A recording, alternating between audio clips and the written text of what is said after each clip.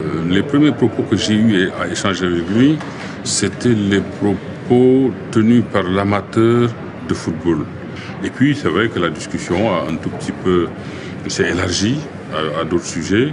Et là, ma surprise a été d'abord très grande de voir que ce n'était pas de sa part une simple adhésion à l'ère du temps, en parlant de football, mais que c'était une vraie passion.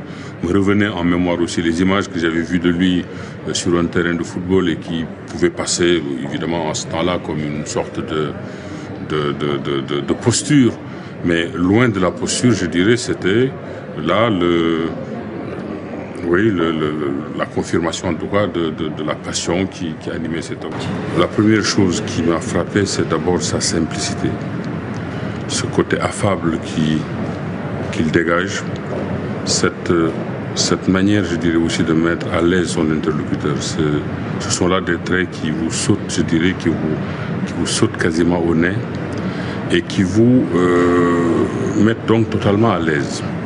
Je dois faire ici un aveu, si je dois le faire, c'est la première fois que je participais en France à un meeting politique.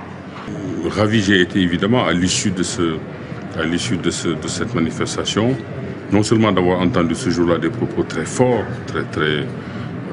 mais dont on ne doutait pas de la sincérité. Et c'est ça qui fait, je pense, sa force. C'est que quand il parle de François Hollande, on a l'impression que le propos n'est pas enrobé, n'est pas, ne contient pas d'impureté tenant à la démagogie.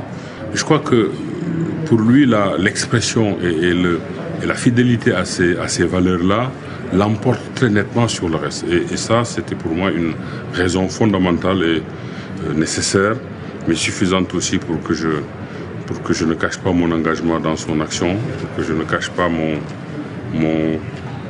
j'allais dire presque cette forme de plaisir de retrouver chez un homme public français ce retour à la France vraie, à la France à la France des droits de l'homme, à la France universelle.